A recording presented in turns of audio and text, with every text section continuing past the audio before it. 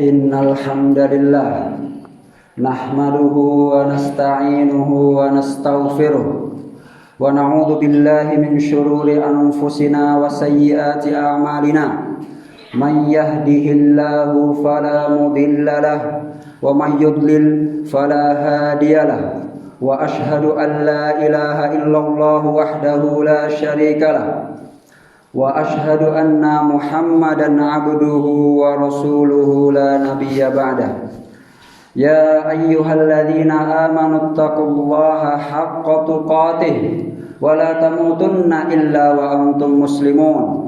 Ya ayyuhan nasu taqu rabbakumul ladzi khalaqakum min nafsin wahidah wa khalaqa minha zawjaha wa batha minhuma rijalan katsiran wa nisaa'a wattaqullaha alladzi tasaaluna bihi wal arham innallaha kana 'alaikum raqiba. Ya ayyuhalladzina amanu taqullaha wa qulu qawlan sadida yuslih lakum a'malakum wa yaghfir lakum dhunubakum wa may yuti'illaha wa rasulahu faqad faza fawzan 'azima. Ibadallah, ittaqullaha haqqat taqwa. Laqad thabata 'anil nabiy sallallahu alaihi wasallam min hadithi Anas bin Malik radhiyallahu anhu ma rawahu Ibnu Majah wa Ahmad wa sahahul Albani annahu sallallahu alaihi wasallam qala inna lillahi ahlina minan nas. Qalu man hum ya Rasulullah? Qala hum ahlullah, qala hum ahlul Quran, ahlullahi wa khassatuh.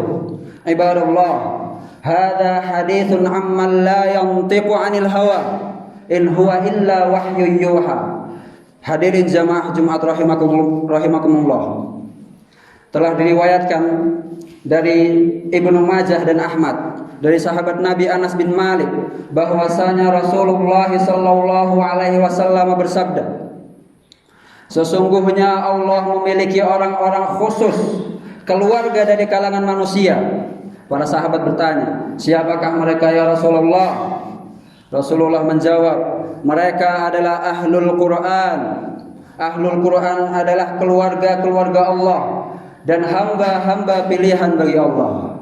Ibadallah, ini adalah ucapan yang diucapkan oleh seorang yang tidak mengucapkan dengan hawa nafsunya, melainkan ini adalah wahyu yang diwahyukan kepadanya, yaitu Muhammad bin Abdullah salawatullahi wasallamuhu alaihi. Hadis ini adalah hadis yang familiar bagi kalangan penghafal Al-Quran. Para penghafal Al-Quran banyak yang mengetahui hadis ini. Namun pertanyaannya, apakah setiap penghafal Quran adalah ahlul Quran? Apakah setiap penghafal Quran adalah ahlul Quran? Ahlullah wa khassatuh. Hendaklah bagi penuntut ilmu untuk berusaha menghafal Quran. Namun ketahuilah bahwa tidak semua penghafal Quran adalah ahlul Quran. Asy-Syaikh Abdul Razzaq Al-Badr hafizahullah menjelaskan, dan beliau berkata, terkadang seseorang menghafal Quran dengan hafalan yang mutqin. Ia menghafal setiap ayat dari Al-Quran, namun ia bukan menjadi ahli Quran. Namun ada sebagian orang yang hanya menghafal beberapa ayat dan beberapa surat dari Al-Quran. Ia mengagungkan Al-Quran dan ia mengamalkan isi kandungan Al-Quran serta menjauhi larangan-larangannya dan menjaga batasan-batasannya. Maka inilah yang disebut dengan ahlul Quran. Karena parameter seseorang menjadi ahlul Quran adalah memahami Al-Quran sesuai pemahaman para sahabat dan pemahaman para salafus saleh, serta mengamalkan dan menjauhi larangan-larangan yang ada di dalam Al-Quran. Apakah belum sampai kabar kepada kita tentang Abdurrahman bin Muljam? Abdurrahman bin Muljam adalah penghafal Al-Quran. Ia belajar Al-Quran kepada Mu'adz bin Jabal radhiyallahu anhu. Bahkan pada masa pemerintahan Umar bin Khattab mengirim Abdurrahman bin Muljam ke Mesir untuk mengajarkan manusia Al-Quran. Sampai-sampai Umar bin Khattab berkata kepada gubernur Mesir, Amr bin Al-As, "Qallib daro Abdurrahman bin Muljam minal masjid liyu'alliman nasal Qur'ana wal fiqha ya Amr bin As, dekatkanlah rumah Abdurrahman bin Muljam dengan masjid supaya ia dapat mengajarkan Al-Quran dan fikih kepada orang-orang. Maka Amr bin Al-As meluaskan rumahnya, mendekatkan rumahnya dengan masjid sehingga ia mengajarkan Al-Quran. Namun ia adalah orang Khawarij, ia adalah orang yang membunuh Ali bin Abi Thalib. Sampai-sampai ia ketika membunuh Ali bin Abi Thalib tidak merasa bersalah. Bahkan ia berharap dengan pembunuhannya kepada Ali, dengan membunuhnya Ali, ia berharap masuk surga. Iya, Abdurrahman bin Muljam hafal Quran. Apakah ia termasuk ahli Quran? Maka hal pertama yang harus dimiliki para ahli Quran adalah memahami Al-Quran sesuai dengan pemahaman para sahabat, sesuai dengan pemahaman para salafus salih, supaya ia tidak terjerumus kepada pemahaman-pemahaman yang keliru, tidak terjerumus kepada pemahaman-pemahaman yang menyeleweng. Karena firqah-firqah Islam, banyak dari firqah-firqah Islam mereka juga menghafal Quran. Mungkin hafalan mereka lebih bagus, mungkin mereka lebih mungkin hafalannya, suara mereka lebih indah, tetapi mereka memahami Al-Quran sesuai dengan pemahamannya mereka sendiri. Waqad qil, laqad qila li ahli Al-Quran wa li hafidhil Quran an takuna hafidhan li ayatin ma'dudatin tusalli biha wa anta salimul aqidah khairun min an takuna hafidhan lil Qur'anil Karim wa anta tatufu bil bait wa anta tatufu bil kubur wa tastaghitsu biha. Sudah dikatakan dan telah dikatakan kepada para penghafal Quran, engkau memiliki hafalan Quran sedikit, hanya ayat-ayat atau hanya beberapa surat, tetapi engkau sholat dengan ayat-ayat tersebut dan akidahmu lurus, itu lebih baik daripada engkau menghafalkan Quran seluruhnya namun engkau bertawaf di kuburan lalu engkau beristighosah dengan kuburan. Maka hal pertama yang harus dimiliki seorang ahli Quran adalah memahami Al-Quran sesuai dengan pemahaman para sahabat dan para salafus saleh. Yang kedua, hendaklah para ahli Quran dan penghafal Quran dan penuntut ilmu mengamalkan isi kandungan dari Al-Quran. Telah berkata Abu Abdurrahman As-Sulami, beliau adalah anaknya sahabat yang mulia, gurunya adalah para sahabat Rasulullah sallallahu alaihi wasallam. Beliau berkata, haddatsana alladziina kanu yuqri'unana min ashabi Rasulillah sallallahu alaihi wasallam annahum kanu la yujawizuna 'ashran min ayati kitabillahi azza wa jalla hatta ya'lamu ma fiha minal halal wal haram wa ya'malu biha. Abu Abdurrahman As-Sulami berkata, telah mengabarkan kepada kami, guru-guru kami, sahabat-sahabat Nabi, dari kalangan sahabat-sahabat Rasulullah sallallahu alaihi wasallam yang mengajarkan kepada kami Al-Quran, bahwasanya para sahabat ketika mempelajari 10 ayat dari Al-Quran, mereka tidak akan beranjak kepada ayat selanjutnya, kepada ayat berikutnya sebelum mereka memahami halal haramnya dari ayat tersebut, memahami maknanya dan mengamalkan isi kandungannya. 10 ayat ini bukan batasan, namun ini menunjukkan bahwa para sahabat lebih berusaha untuk mengamalkan dan memahaminya daripada berusaha untuk menghafalkannya. Itulah para sahabat. Waqad qala Abdullah bin Mas'ud radhiyallahu anhu wa huwa min mufassiris sahabah wa min a'lamis sahabati bil Quran. Abdullah bin Mas'ud radhiyallahu anhu, beliau termasuk ahli tafsirnya para sahabat dan beliau termasuk yang salah satu yang paling paham tentang Al-Quran dari kalangan sahabat. Beliau berkata, yan bagi li hamilil Quran ayyu'rafa bilailihi idzan nasu naimun. Hendaklah para ahli Quran dan penghafal Quran itu dapat dikenali dengan sholat malamnya ketika orang lain dan ketika orang-orang awam sedang tidur. Wa binaharihi idzan nasu muftirun, dan hendaklah para ahli Quran itu dapat dikenali dengan puasa sunnahnya di siang hari ketika orang lain sedang tidak berpuasa dan ketika orang lain sedang berbuka. wa bihuznihi idan nasu yafrahun, dan hendaklah para ahli Quran dan penghafal Quran itu dapat diketahui dengan sedihnya ketika orang lain sedang senang-senang, sedih karena merasa banyaknya dosa dan sedikitnya amal. Wa bibukaihi idan nasu yadhakun, dan hendaklah para ahli Quran itu dapat dikenali dengan tangisannya ketika orang lain sedang tertawa-tertawa. Mereka lebih banyak menangis daripada tertawa. Bukan berarti mereka tidak pernah tertawa. Mereka tertawa, tetapi tertawanya lebih sedikit daripada menangisnya. Waqad su'ila Ibnu Umar radhiyallahu an, hal kana sahabah yadhakun? Qala na'am, walakinnal iman fi qulubihim mithlul jibal. Ibnu Umar radhiyallahu anhu ditanya, apakah para sahabat mereka juga tertawa? Beliau menjawab, iya, para sahabat tertawa, tetapi iman di dalam hati mereka itu seperti gunung. Ini menunjukkan bahwa mereka juga tertawa. Bukan terlarang tertawa, tetapi tertawa mereka lebih sedikit daripada nangisnya, dan tertawa mereka tidak merusak iman-iman mereka. Dan Abdullah bin Mas'ud melanjutkan, wa bisukutihi idzan nasu yatakallamun, dan hendaklah para ahli Quran itu dapat dikenali dengan diamnya ketika orang lain sedang banyak berbicara tentang hal-hal yang tidak bermanfaat.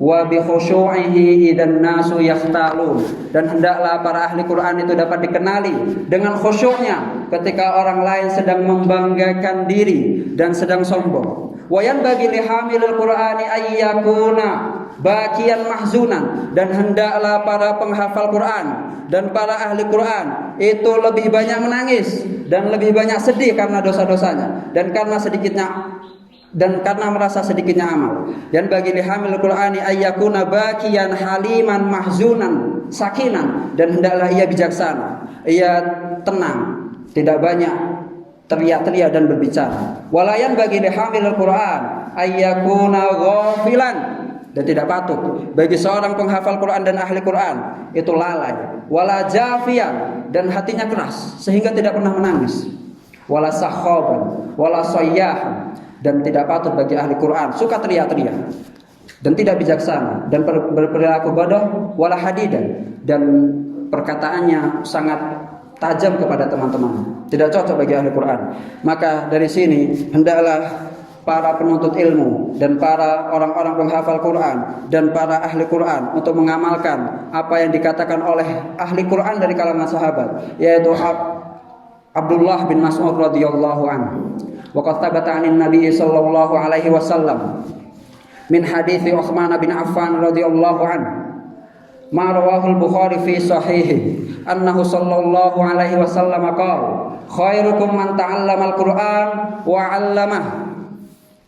Telah diriwayatkan Al-Bukhari dalam sahihnya bahwasanya Rasulullah Shallallahu Alaihi Wasallam bersabda, sebaik-baik kalian adalah orang yang mempelajari Al-Quran dan mengajarkan Al-Quran. Mempelajari Al-Quran dan mengajarkan Al-Quran bukan hanya sekedar mempelajari dan mengajarkan huruf-hurufnya saja, cara bacanya saja, tajwid-tajwidnya atau qiraatnya saja, tetapi yang lebih dalam daripada itu adalah mempelajari makna-maknanya, mempelajari tafsirnya, dan mempelajari serta mengamalkan isi kandungannya. Al-Imam Ibnul Qayyim rahimahullah menjelaskan hadis ini di dalam bukunya Miftahu Daris Sa'adah. Beliau menjelaskan bahwasanya mempelajari dan mengajarkan Al-Quran terbagi menjadi dua perkara. Yang pertama adalah mempelajari dan mengajarkan lafaz-lafaz Al-Quran, dan yang kedua adalah mempelajari dan mengajarkan makna-makna Al-Quran. Dan yang kedua lebih mulia daripada yang pertama. Mempelajari makna-makna Al-Quran lebih mulia daripada yang pertama, kata beliau seperti itu. Tentunya tidak patut bagi seorang penuntut ilmu meninggalkan salah satu dari keduanya atau hanya fokus salah satu dari keduanya. Tentunya harus dua-duanya. Namun mempelajari makna-makna Al-Quran lebih mulia. Kemudian beliau menjelaskan, mempelajari makna Al-Quran adalah mempelajari tujuan. Karena tujuan Al-Quran diturunkan adalah untuk diamalkan dan dipahami. Sementara mempelajari dan mengajarkan lafaz-lafaz Al-Quran adalah mempelajari sarana untuk memahami Al-Quran. Jadi seseorang yang mempelajari makna Al-Quran adalah mempelajari tujuan, dan seseorang yang mempelajari lafaz-lafaz Al-Quran adalah mempelajari sarana. Jadi perbedaan antara keduanya adalah antara tujuan dan sarana. Asy-Syaikh Shalih Muhammad bin Al-Utsaimin rahimahullah, beliau menjelaskan, Al-Quran nuzzila li umurin thalathah, at-ta'abbudu bitilawatih wa fahmu ma'anihi wal amalu bihi. Al-Quran diturunkan di dalam 3 tujuan. Yang pertama yaitu untuk membacanya, supaya membacanya termasuk dalam ibadah. Yang kedua memahami makna-maknanya dan isi kandungannya. Yang ketiga adalah mengamalkan apa yang ada di dalam Al-Quran. Maka apabila seseorang sudah bagus dalam mempelajari salah satu dari 3 perkara tersebut, ia baru mempelajari dan baru mengambil sepertiga dari tujuan diturunkannya Al-Quran. Maka jangan selesai sampai di situ, harus diambil kedua dan ketiganya, mengamalkan, mempelajari maknanya dan mengamalkannya. Asy-Syaikh Abdul Razzaq Al-Badr hafizahullah menjelaskan, fa ahlul Quran al-alimuna bihi wal amiluna bima fihi la bimujarradi qiraati al-huruf. Al-Quran, ahlul Quran adalah orang-orang yang memahami makna-maknanya dan mengamalkan isi kandungannya, tidak hanya sekedar membaca huruf-huruf yang ada di dalam Al-Quran. Ibadallah, maka sepatutnya bagi penuntut ilmu, bagi penghafal Quran, dan bagi ahli Quran untuk memahami isi kandungan dari Al-Quran, membaca terjemahnya, membaca tafsirnya, dan mengamalkan isi kandungan di dalam Al-Quran dan menjauhi larangan-larangannya. Aqulu ma tasma'un wa astaghfirullaha li wa lakum wa lisairil muslimina jami'an fastaghfiruhu innahu huwal ghafurur rahim.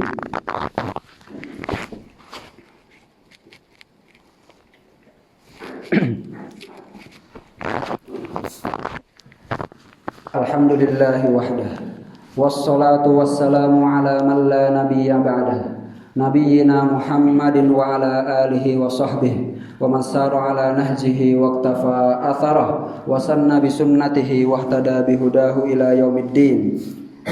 Ya ayyuhalladzina amanu taqullaha wal tanzur nafsum ma qaddamat lighad wattaqullaha innallaha khabirum bima ta'malun. Ibadallah, ittaqullaha haqqat taqwa fa inna khairal hadithi kitabullah wa khairal hadi hadi Muhammad bin Abdullah salawatullahi wassalamu alaihi wa syarrul umuri muhdatsatuha wa kullu muhdatsatin bid'ah wa kullu bid'atin dhalalah wa kullu dhalalatin finnar. Wa may yattaqillaha yaj'al lahu makhraja wa may yattaqillaha yaj'al lahu min amrihi yusra wa may yattaqillaha yukaffir anhu sayyi'atihi wa yu'dhim lahu ajra.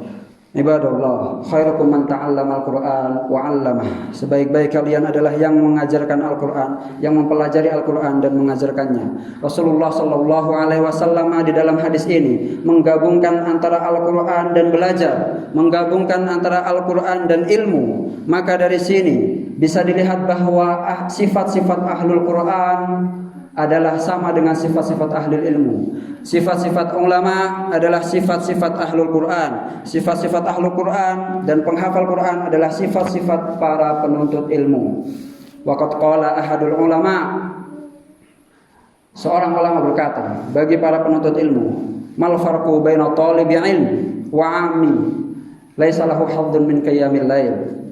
Apa bedanya antara penuntut ilmu dan orang awam apabila ia tidak punya waktu khusus untuk qiyamul lail?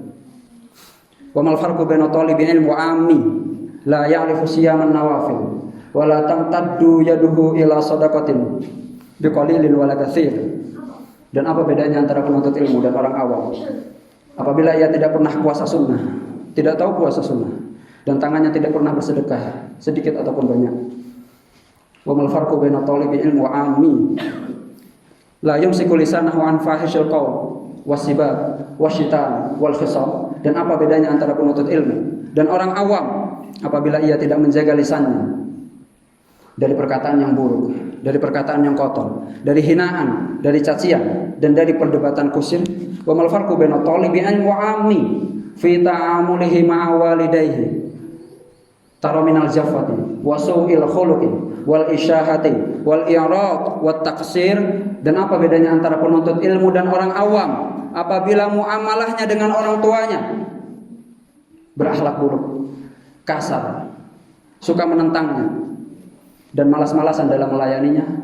Wa mal farqu baina talibi'in wa ammi fi muamalatihi ma'a ashabihi kana salisal khuluq dayyiqal aql sari'al ghadab. Dan apa bedanya antara penuntut ilmu dan orang awam apabila muamalah dengan sahabatnya, muamalah dengan teman-temannya, lisannya kasar, akhlaknya buruk, mudah marah, mudah mencaci maki. Inda idzin satadau alamatus istifhamin kabirah aina al-ilmu fi hayatihi wa madza fa'ala talabul ilmi bih. Maka ketika itu akan diletakkan kepadanya, akan diberikan kepadanya tanda tanya besar. Untuk apa ia menuntut ilmu dan mana ilmu di dalam dirinya? Karena sama dengan orang-orang awam. Waqad qala Asy-Syaikh Shalih bin Fauzan Al-Fauzan hafizahullah. Beliau berkata, "Ama tastahi minallah an tanama kulla lailin wa la taqumu lillahi azza wa jalla wa bi qalilin minal lail?" Apakah engkau tidak malu kepada Allah? Engkau tidur sepanjang malam dan tidak pernah bangun sedikit pun untuk qiyamul lail walaupun satu rakaat, walaupun satu sedikit.